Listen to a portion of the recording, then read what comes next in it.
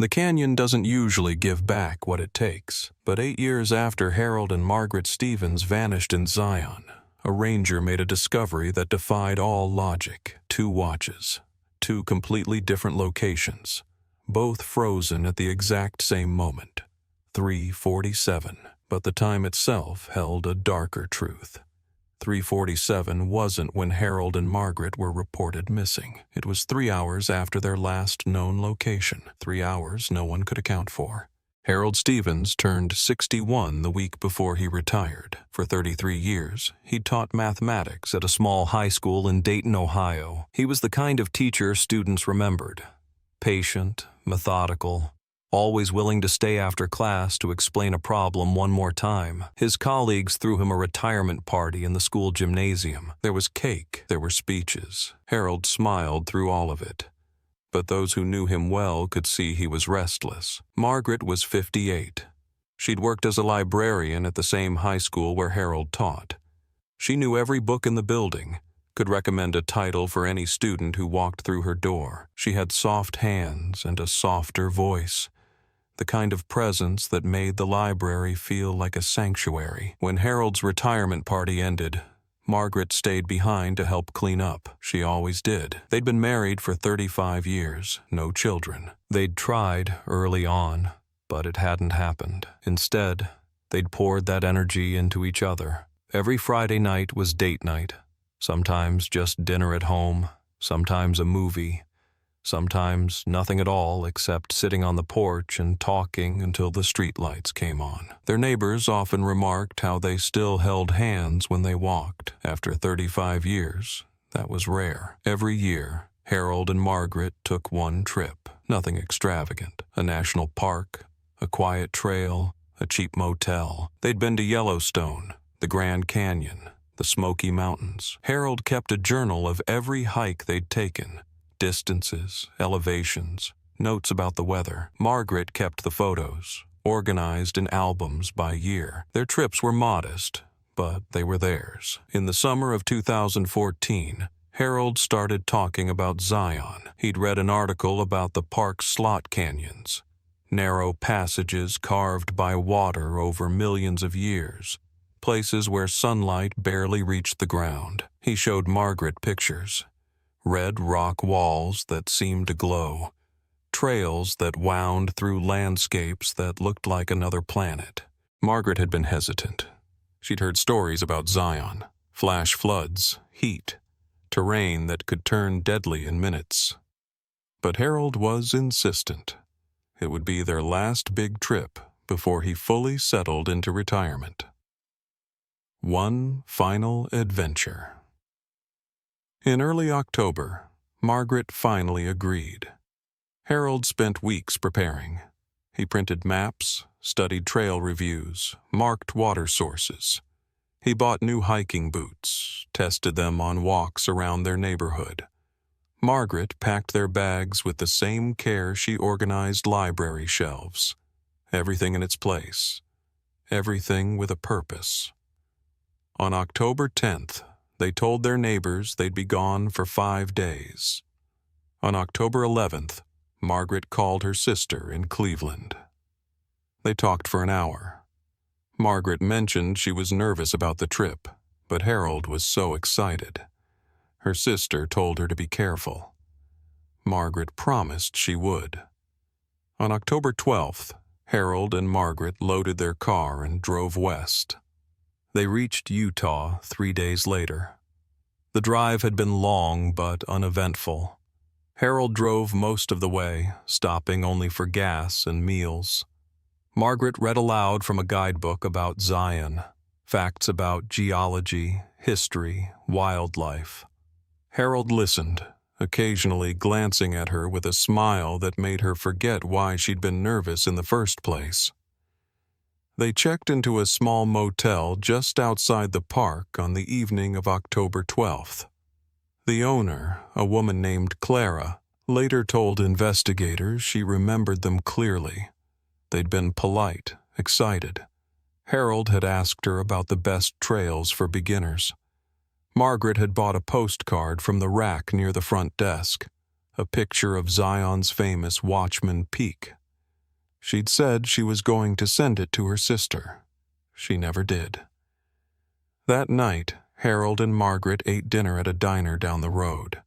The waitress remembered them because they'd split a slice of pie. Harold had insisted Margaret take the first bite. The waitress had thought it was sweet. They returned to their motel room around 8 p.m. Clara saw their light turn off just after 9. Everything was quiet. Everything was normal. The next morning, October 13th, Harold and Margaret woke early. Clara saw them loading their car at 7:30 a.m. Harold was wearing a red jacket. Margaret had a blue backpack. They waved to Clara as they drove toward the park entrance. At 9:15 a.m. they arrived at the Zion Visitor Center. A ranger named Tom Bradley checked them in. He later testified that Harold had been animated, asking questions about trail conditions. Margaret had been quieter, but she'd smiled when Tom mentioned the weather was perfect for hiking. They told Tom they were planning to hike the Observation Point Trail, a moderate route, well-traveled, with stunning views of the canyon. Expected return time, late afternoon. Tom handed them a trail map and reminded them to bring plenty of water. Harold thanked him. Margaret adjusted her backpack. They walked toward the trailhead. It was the last time anyone saw them alive. By 7 p.m., when Harold and Margaret hadn't returned to their motel, Clara wasn't worried. Hikers often lost track of time. The park was beautiful. It was easy to linger. By 9 p.m., when their room remained dark and empty, Clara started to feel uneasy. She knocked on their door. No answer. She called the front desk phone they'd left as a contact. It rang in the empty room. At 9:30 p.m., Clara called the Park Service. By 10 p.m., Ranger Tom Bradley was organizing a search. At first light on October 14th, a full search and rescue operation launched. The first thing they found was Harold and Margaret's car, still parked at the Observation Point trailhead. Inside, everything was eerily normal. Margaret's purse was on the passenger seat. Harold's reading glasses were in the center console. A half-empty water bottle sat in the cup holder.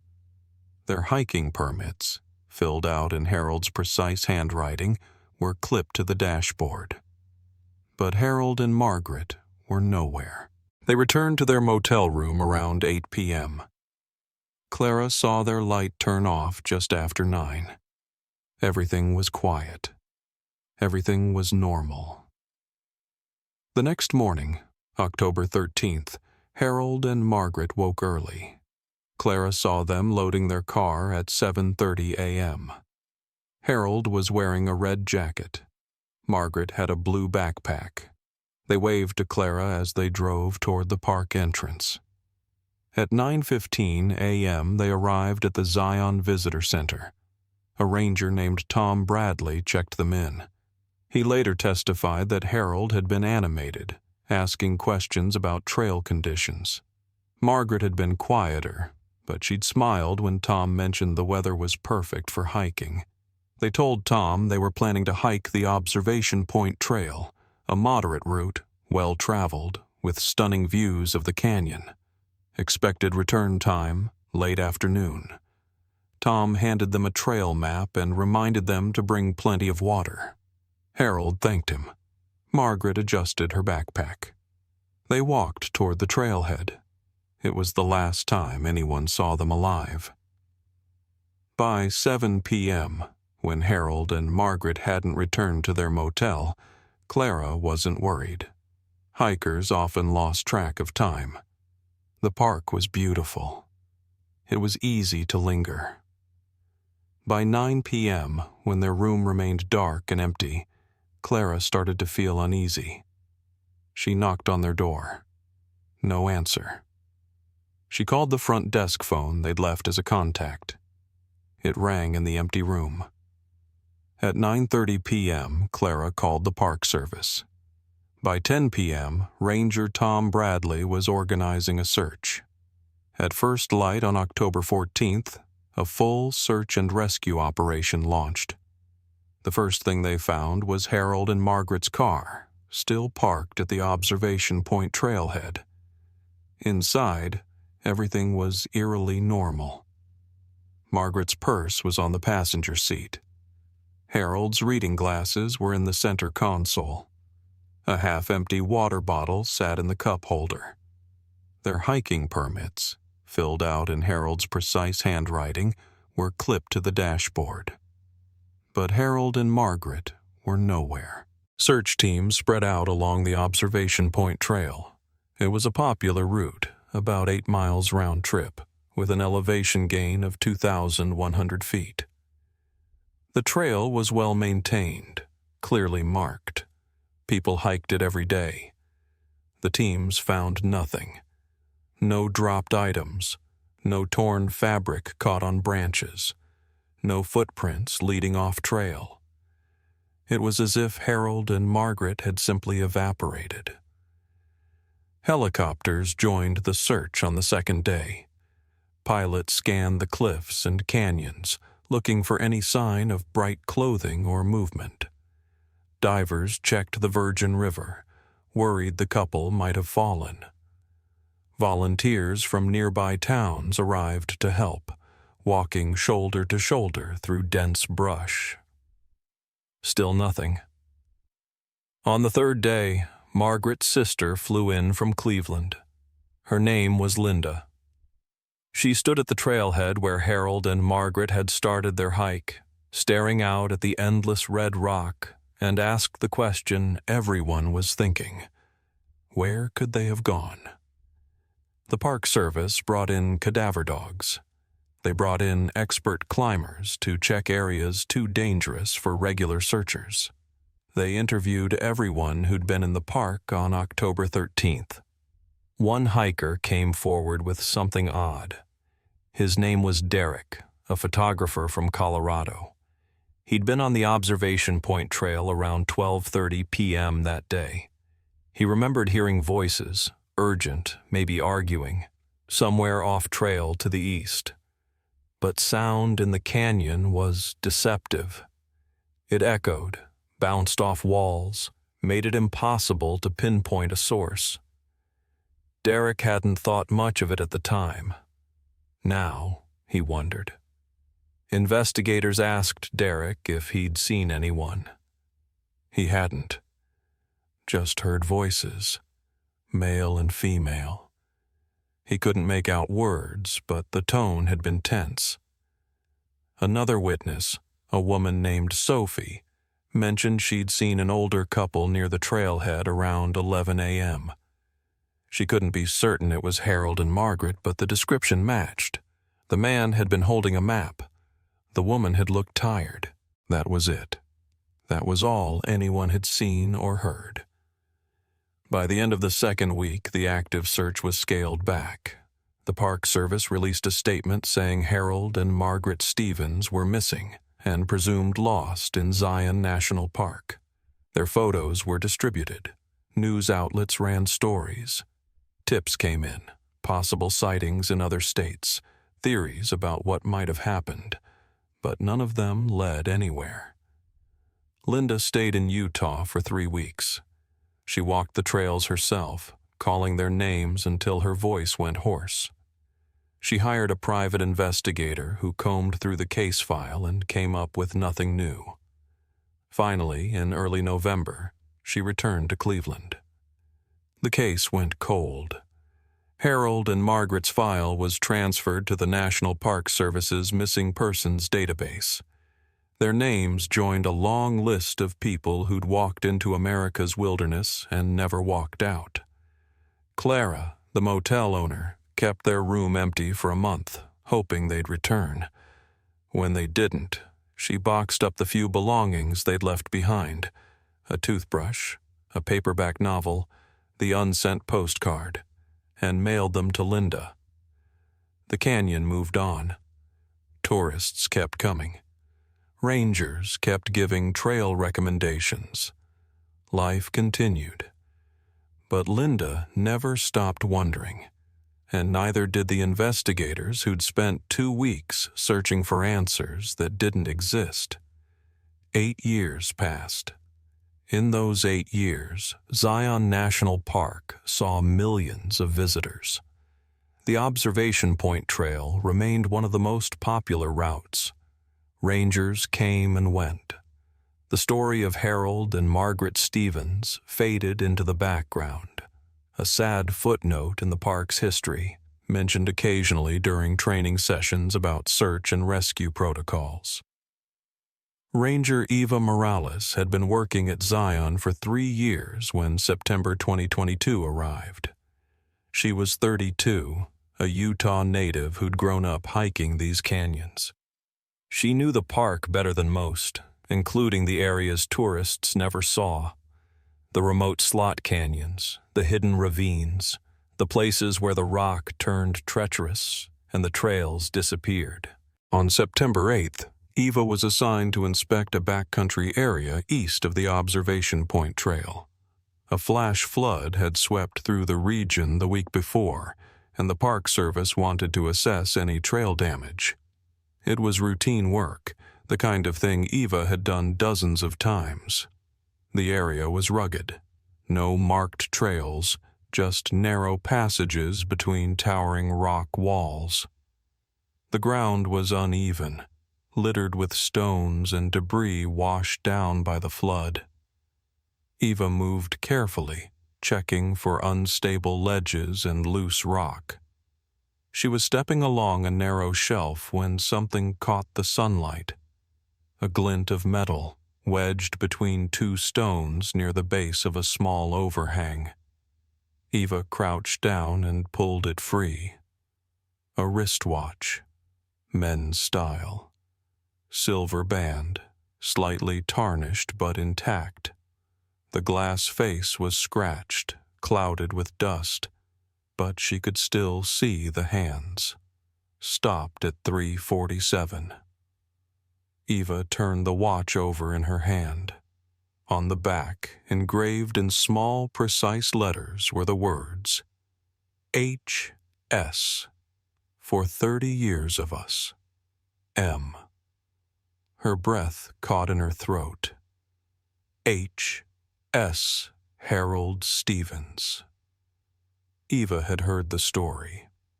Every ranger at Zion knew about the couple who'd vanished in 2014.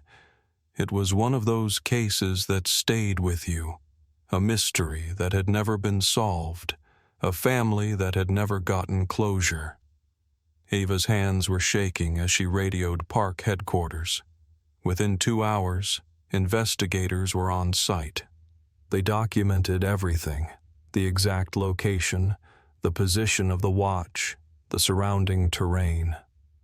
The spot was nearly 2 miles off the observation point trail, deep in a slot canyon that most hikers would never find. The area was dangerous, difficult to access, and far from any logical route Harold and Margaret would have taken. The watch was carefully bagged and sent to a forensics lab in Salt Lake City. Analysts examined it under magnification, tested it for fingerprints and DNA. The results came back quickly. The watch had been exposed to the elements for years. Dust, mineral deposits, sun damage, all consistent with being outdoors in the Utah desert for an extended period. But the watch itself, a reliable quartz model, had simply stopped working. The battery had died. Stopped at 3:47. Linda, Margaret's sister, was notified immediately. She flew back to Utah the next day. When investigators showed her the watch, she broke down. She recognized it instantly. She'd given it to Harold on their 30th wedding anniversary. She remembered picking it out at a jewelry store in Dayton. She remembered the look on Harold's face when he'd opened the box. "Does this mean they're still out there?" Linda asked, her voice breaking. "Does this mean we can find them? The lead investigator, a man named Robert Chen, didn't have an answer. He wanted to say yes. He wanted to promise her closure. But the truth was, one watch didn't tell them much. It told them Harold had been in that slot canyon at some point. It told them something had happened at 3:47. But it didn't tell them where Harold and Margaret were now. A new search was organized. This time, teams focused on the area surrounding the slot canyon where the watch had been found. They expanded outward in a grid pattern, checking every crevice, every shadow. Climbers rappelled into ravines. Dogs were brought back in. But they found nothing else. No clothing, no backpack, no bones. Just Harold's watch, sitting in an evidence bag, frozen at 3:47. 3 weeks after finding Harold's watch, Ranger Eva Morales was assigned to a completely different section of Zion National Park. She was working near the Narrows, a popular hiking route that followed the Virgin River through a deep, narrow canyon. The Narrows was over 6 miles from the slot canyon where she'd found Harold's watch, a full day's hike across some of the most difficult terrain in the park. Eva was inspecting a cairn, a carefully stacked pile of rocks used to mark the trail. Flash floods often knocked these cairns over, and rangers rebuilt them regularly to help hikers stay on course. As Eva bent down to restack the stones, one of the rocks shifted. Something small and metallic tumbled out from between the layers. Another watch. Eva's heart stopped. This one was smaller, women's style. Delicate silver band, scratched and dull. The glass face was cracked but still intact, and it was stopped at 3:47. Eva picked it up with trembling hands and turned it over. Engraved on the back, MS. Time stands still with you. H. Margaret's watch. Eva didn't wait. She radioed headquarters immediately, her voice tight with disbelief. Within an hour, Robert Chen and his team were at the site. The location was documented with the same precision as before. Photos were taken, measurements recorded. The watch was bagged and sent to the same forensic lab. And when the results came back, they confirmed what everyone already knew.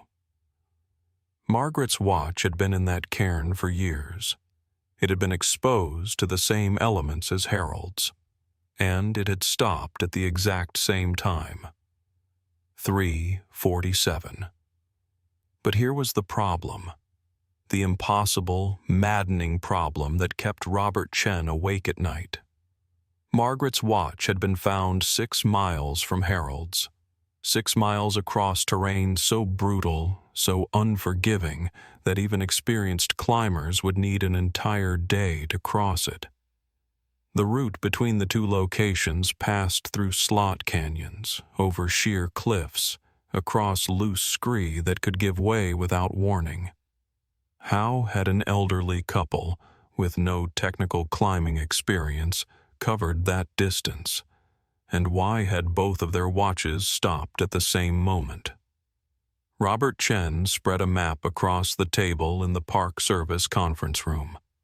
Red pins marked the two locations where the watches had been found. He'd drawn a line between them, 6 miles of hell. The first location where Harold's watch was discovered was in a remote slot canyon east of the observation point trail. Difficult to reach. Dangerous terrain. The second location, where Margaret's watch was found, was near the Narrows, west of the main trail system. Popular with tourists, well-traveled. Chen stared at the map and tried to make sense of it. If Harold and Margaret had been together when their watches stopped, how did the watches end up 6 miles apart? If they'd been separated, why had both watches stopped at 3:47?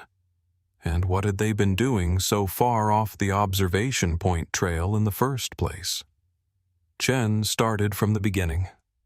He reopened the 2014 case file and reread every interview, every search report, every scrap of evidence. One detail stood out. Derek, the photographer who'd heard voices on October 13th. Chen tracked Derek down. He was still living in Colorado, still taking photos of national parks. "I've thought about that day a lot," Derek said over the phone. "I heard them. I'm sure of it now. A man and a woman, somewhere off trail. They sounded upset, maybe scared." "What time was this?" Chen asked. "Around 12:30. I remember because I was trying to catch the light for a shot." 12:30 p.m. More than 3 hours before 3:47. Chen thanked Derek and hung up. Then he made another call. This time to Sophie, the woman who'd seen an older couple near the trailhead that morning. Sophie was retired now, living in Arizona, but she remembered that day clearly. "The man was holding a map," Sophie said. "Not the Park Service map. Something else. Hand-drawn, maybe. And the woman looked worried. I remember thinking they seemed a little old to be going off-trail." "Off-trail?" Chen asked. "How do you know they were going off-trail?"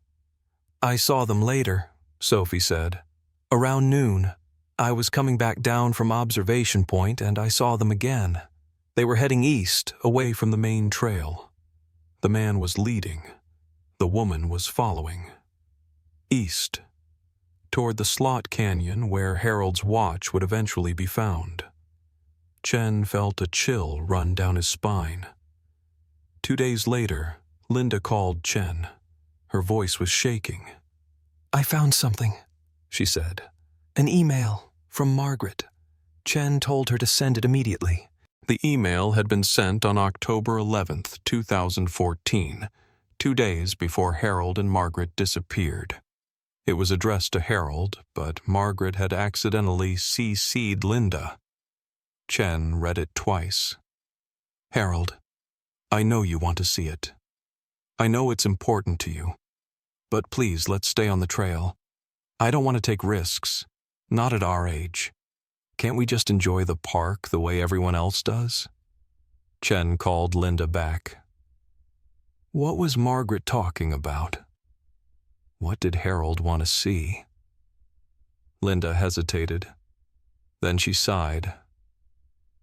Harold had this obsession. A few months before the trip, he'd read an article online about a hidden slot canyon in Zion, someplace that wasn't on any official maps. The article said only a handful of people had ever found it. Harold became fixated on it. He wanted to see it before he got too old. "And Margaret didn't want to go," Chen said. "Margaret was terrified," Linda replied. "She told me on the phone." She said Harold had been planning this secret detour for weeks. He'd printed maps, studied satellite images. He promised her it would be safe. Just one quick look. Chen closed his eyes. Harold had lied. With this new information, Chen organized one last search. This time, teams focused on the area between the two watch locations. They brought in expert climbers, geologists who understood the canyon's structure, and cadaver dogs trained to detect remains even after years of exposure. The search took 5 days. On the morning of the 5th day, a climber named Jason was rappelling into a narrow ravine when he saw something wedged between 2 boulders, a torn piece of fabric, red, the same color as Harold's jacket. Jason radioed his team. Within an hour, they'd found more. Harold's jacket, shredded and faded, caught in a crevice 50 feet below the canyon rim. Margaret's hiking boot, wedged under a rock another 30 feet down. A blue backpack, empty, tangled in brush. And then, in the deepest part of the ravine, hidden beneath years of debris and sand, they found what they'd been searching for. 2 bodies, side by side.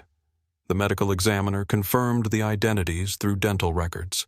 Harold and Margaret Stevens had been in that ravine for 8 years. The cause of death was determined to be a combination of injuries from a fall and exposure. Harold had suffered a broken leg. Margaret had fractured her arm. Neither injury was immediately fatal, but in their condition, trapped in a ravine with no way to signal for help, they wouldn't have lasted long. The timeline, pieced together from evidence and witness statements, painted a clear picture. Harold and Margaret had left the observation point trail around noon on October 13th, 2014. They'd headed east, toward the hidden slot canyon Harold had been obsessed with finding. The terrain had been more difficult than Harold anticipated. Margaret had been reluctant, but she'd followed him because that's what she always did. The canyon didn't judge, it didn't forgive. It simply existed, indifferent to the people who wandered through it. Eva turned and walked back toward the trailhead. Behind her, the canyon was silent, but if you stood in that ravine in the fading light, you could almost hear the echo of 2 voices, urgent, scared, together until the end. Robert Chen sat in his office 3 days after the funeral, staring at the case file that had consumed the last 2 months of his life. The file was thick now. Witness statements, forensic reports, search logs, photographs. On his desk sat a photocopy of the email Margaret had sent to Harold. Chen had read it so many times he'd memorized every word. He thought about the moment Harold had convinced Margaret to leave the trail. Had he promised her it would be quick? Had he told her they'd be back before anyone noticed? Or had Margaret simply trusted him the way she'd trusted him for 35 years and followed him into the canyon without argument? Chen would never know, but what he did know, what kept him awake at night, was how close the original search had come to finding them. In 2014, search teams had covered the observation point trail and surrounding areas. They'd even sent climbers into some of the deeper ravines, but the ravine where Harold and Margaret had died was just far enough off the grid, just hidden enough beneath layers of debris, that the searchers had missed it. If they'd expanded the search by another quarter mile, if the dogs had caught a scent, if someone had thought to check that specific ravine, if. Chen closed the file and rubbed his eyes. He'd been an investigator for 15 years. He'd worked dozens of missing persons cases. Some had happy endings, most didn't, but this one felt different. Harold and Margaret hadn't been reckless teenagers or inexperienced tourists. They'd been a retired couple looking for one last adventure, and they'd died because of a single bad decision. Chen's phone rang. It was Eva Morales. "I need to show you something," she said. 20 minutes later, Chen met Eva at the Park Service archives, a small building tucked behind the visitor center where old maps, reports, and historical records were stored. Eva led him to a table covered in papers. "I've been going through old incident reports," she said, "looking for patterns, missing persons cases in Zion over the last 50 years. Chen glanced at the papers. There were dozens of them. Names, dates, locations. "What am I looking at?" Chen asked. Eva pulled out one specific report. "This," she said, "from 1998. A man named Thomas Ridley. He was 58. Experienced hiker. Vanished on the West Rim Trail. Never found." Chen frowned. "Okay, what's the connection?" Eva pulled out another report. "This one's from 2007. A woman named Patricia Lowe, 62, solo hiker. Disappeared near the Narrows. Never found." Chen started to see where this was going. "And this one," Eva continued, pulling out a third report. "From 2011. Married couple. James and Ruth Carson. Both in their 60s. Vanished on the East Rim Trail. Never found." Chen leaned over the table, scanning the reports. "How many are there?" 15. Eva said quietly. 15 people over the last 50 years who vanished in Zion and were never recovered. Most of them were older, most of them were experienced, and most of them disappeared in areas that are just off the main trails, close enough to be accessible, far enough to be deadly. Chen felt a chill. You think they're all out there? Like Harold and Margaret? Eva nodded. The canyon doesn't give back what it takes. Not easily. Harold and Margaret were lucky. We found them because their watches survived. Because flash floods moved debris. Because I happened to be in the right place at the right time. But how many others are still out there? How many families are still waiting for answers? Chen didn't respond. He couldn't. Eva gathered the reports into a neat stack. I'm putting together a proposal, a systematic search of high-risk areas, using ground-penetrating radar, cadaver dogs, drone imaging. It'll take years.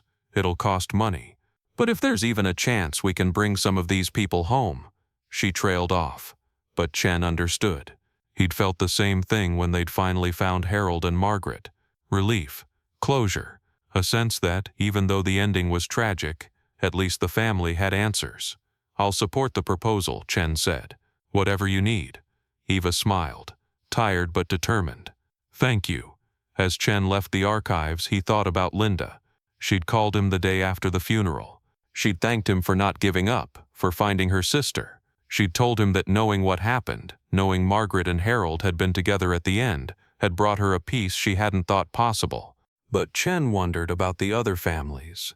The ones still waiting. The ones who would never get a phone call, never get closure, never know what happened to the people they loved. The canyon held its secrets tightly. That night, Chen drove out to the trailhead where Harold and Margaret had started their hike 8 years ago. It was late, nearly midnight. The parking lot was empty except for his car. He stood at the edge of the trail and looked out at the canyon. The moon was full, casting silver light across the red rock. The air was cool and still. Somewhere in the distance, a coyote howled. Chen thought about Harold's journal, the one Linda had mentioned, the one where Harold documented every hike he and Margaret had ever taken. Linda had sent Chen a copy. The last entry was dated October 10th, 2014, 2 days before they'd arrived in Zion. The entry was short. Margaret finally agreed to the trip. I know she's nervous, but I promised her it will be worth it. I can't wait to show her the canyon. I can't wait to see her face when we find it. Chen closed his eyes. Harold had been so sure, so confident. He'd believed he could navigate the canyon, find the hidden slot canyon, and bring Margaret back safely. He'd believed the risk was worth it. And maybe in Harold's mind it had been. Maybe those final hours, exploring the canyon, chasing a dream, had been exactly what he wanted. But Margaret had been terrified. The email made that clear. She'd gone because she loved Harold, because she trusted him, because after 35 years of marriage, she couldn't imagine saying no, and that trust had killed them both. Chen opened his eyes and stared out at the canyon. He wanted to be angry at Harold. He wanted to blame him for Margaret's death, for the years of pain Linda had endured, for the searches that had come up empty. But he couldn't, because Chen understood something about the canyon that most people didn't. The canyon didn't care about plans or promises or good intentions. The canyon didn't care if you were experienced or prepared or careful. The canyon simply existed, and if you made one wrong turn, one bad decision, one miscalculation, the canyon would take you, and it would never let go. Chen turned and walked back to his car. As he drove away, he glanced in the rearview mirror. The canyon loomed behind him, dark and endless. He thought about the 15 other missing persons. He thought about the families still waiting. He thought about the watches, Harold's and Margaret's, both frozen at 3:47, both sitting in an evidence locker in Salt Lake City. Time had stopped for Harold and Margaret 8 years ago, but for the people they'd left behind, time had kept moving, slowly, painfully, without answers, until now. Chen drove through the night, back toward his office, back toward the next case, the next family, the next search. The canyon didn't give back what it took, but sometimes, just sometimes, it whispered its secrets to those patient enough to listen. And Eva Morales was listening. In the months that followed, Eva's proposal was approved. Search teams returned to Zion with new equipment and renewed purpose. They focused on the high-risk areas Eva had identified, remote ravines, hidden canyons, places where the terrain turned deadly without warning. By the end of the first year, they'd found 3 more sets of remains. Thomas Ridley from 1998, Patricia Lowe from 2007, and James Carson from 2011. Ruth Carson was found 6 months later, in a ravine 2 miles from where her husband had been discovered.